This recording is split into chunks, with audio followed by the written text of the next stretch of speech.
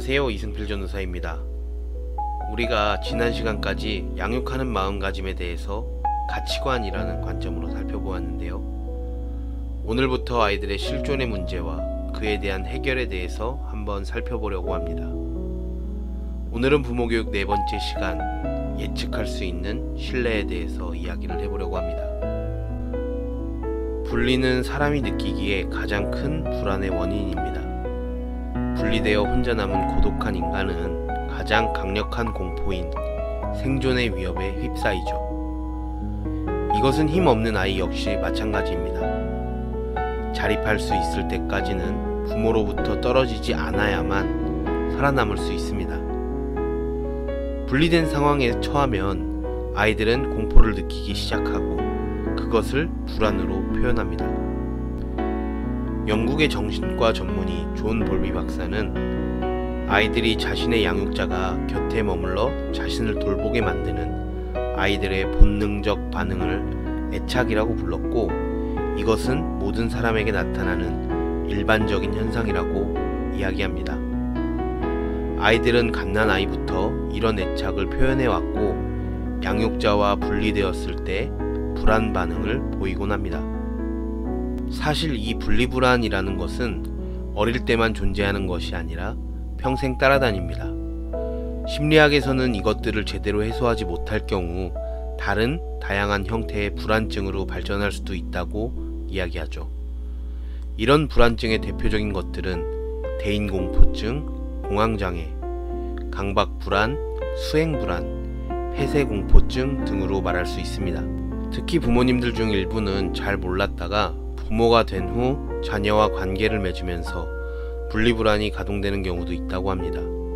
그리고 대개 살아가는 동안 수많은 사람들과 가까워지고 멀어질 때마다 분리불안이 고개를 들기도 합니다.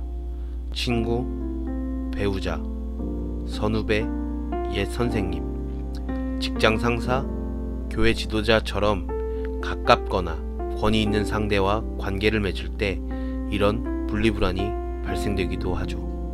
성경은 생존에 대한 불안감, 이것에 대해 타락의 결과라고 이야기합니다. 선악과를 먹은 직후 하나님이 아담과 하와를 찾으셨던 장면에서 아담은 생존을 위해 선악과를 먹은 이유를 하와에게 돌립니다. 또한 하나님은 하와에게 출산의 고통과 동시에 남편과의 갈등을 예고했죠. 또한 자연과의 관계 파괴, 그리고 살기 위해서는 노동이 요구됩니다. 이때부터 사람은 생존을 위해 살아왔고, 이 생존이 위협받을 때에는 공포에 휩싸이는 것이 당연시 되어버렸습니다. 우리들도 마찬가지입니다. 자본주의 자유경제 시장에서 살아가고 있는 우리는 돈이 없으면 생존의 위협을 느낍니다. 타인과 관계가 안 좋아도 이런 위협을 느낍니다. 아이들도 마찬가지입니다. 갓난아이라면 부모와의 관계에서, 또 유년기와 사춘기에 막 진입하는 아이라면 무리를 짓는 특성을 지닌 아이들 속에서 혹여라도 못 따라가지 않을까 하는 친구들과의 관계, 그리고 마치 내 미래를 결정짓는 것 같은 성적 등에서 아이들은 매일 생존의 위협을 느낄 겁니다. 성경과 존 볼비 박사의 말대로 사람이라면 누구나 생존의 위협을 느끼고 불안을 느끼는데, 사람마다 이것들을 대처하는 방법이 다릅니다. 즉, 이 불안을 어떻게 통제하느냐에 따라 그들의 삶의 모습이 달라지는 겁니다. 누군가는 그런 불안에 휩싸여 심리적인 병을 얻는가 하면, 그 누군가는 그런 불안이 일어날 때에 그 불안을 극복하고 일어섭니다. 이 두 사람의 차이는 불안은 느끼지만 대처는 달랐다는 점에 있습니다. 먼저 이 생존의 위협에서 오는 불안은 우리의 미래가 불확실하고 인생이 어떻게 펼쳐질지 모르기 때문에 생기는 겁니다. 어떤 일의 결과나 상대의 반응을 미리 알 수 있다면 불안해할 이유가 없죠. 그렇기에 심리학자인 에릭슨은 인간이 태어나서 가장 먼저 획득해야 할 심리적인 과제를 기본적 신뢰감이라 주장하며, 이 기본적 신뢰감을 함양할 수 있는 방법은 상대에게 예측 가능성을 심어주어야 한다고 주장합니다. 우리 자녀들을 예로 들어보면 우리 아이들에게 기본적인 신뢰감을 함양시키기 위해서는 우리 아이들에게 예측 가능성을 제공해 주어야 하는 겁니다.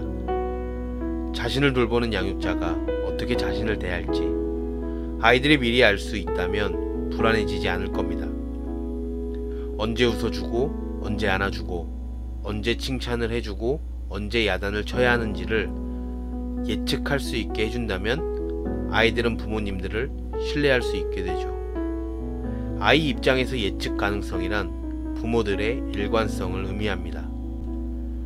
원칙 없이 아이를 대하면 아이들은 자신이 그런 취급을 받아도 괜찮은 존재, 즉 가치와 의미가 없는 존재라고 여깁니다. 결국 자신에 대한 기본적 신뢰감 또한 만들지 못하는 결과를 초래하게 됩니다. 이 기본적 신뢰감이 잘 자리잡기 위해서는 스스로 해결할 수 없는 불편과 고통을 누군가가 덜어주고 도와줄 수 있다는 믿음이 있어야 합니다. 그래서 영아기의 아이들에게는 부모의 민감한 반응과 돌봄이 꼭 필요하며 유년기에는 부모들의 원칙이 있는 교육이 필요한 것이죠. 기본적 신뢰감이 형성된 아이는 엄마 아빠가 보이지 않아도 지나치게 불안해하지 않습니다. 물론 어느 정도 불안해하는 것은 사실이나 이런 아이들은 부모님들을 기다릴 수 있습니다. 지금은 어떤 이유로 내 곁에 없지만 언젠가 다시 돌아와 자신을 돌봐줄 것이라고 믿기 때문입니다. 기본적 신뢰감은 인생이라는 집을 짓기 위한 기초석입니다. 성경도 일관된 하나님의 모습을 보여줍니다. 생존의 위협을 받는 이스라엘 백성들을 구원하시고 회복하시는 하나님의 모습을 통해 우리에게 하나님은 우리를 구원하시는 분이시자 회복시키시는 하나님이라는 사실을 알려줍니다. 심지어는 자신의 아들을 내어줄 정도로 우리를 사랑하시는 분이라는 것도 말씀하시죠. 이런 일관성은 우리들에게 예측 가능성을 가져다주고 이 예측 가능성은 기본적인 신뢰감으로 이어지는 것입니다. 참 슬픈 이야기이지만 아이들은 언제나 부모님들 품에 머물러 있진 않습니다. 아이들은 타고난 힘에 의해 남은 생의 여정 동안 부모로부터 독립하고 분리되려는 강력한 몸부림을 반복할 것입니다. 그와 동시에 그 분리를 불안해하고 두려워하는 또 다른 본능으로 인해 많이 갈등할 것입니다. 하지만 아이는 궁극적으로 부모들로부터 독립할 것이고 부모는 그 과정을 도와주어야만 합니다. 그리스도인이자 아이를 양육하는 부모는 먼저는 아이들이 아무것도 모를 때 기본적 신뢰감을 부모를 통해 아이들에게 맛보게 해야 합니다. 그리고 아이가 자란 후에는 하나님으로부터 오는 기본적 신뢰감을 맛보게 하는 축복의 통로가 되어야 합니다.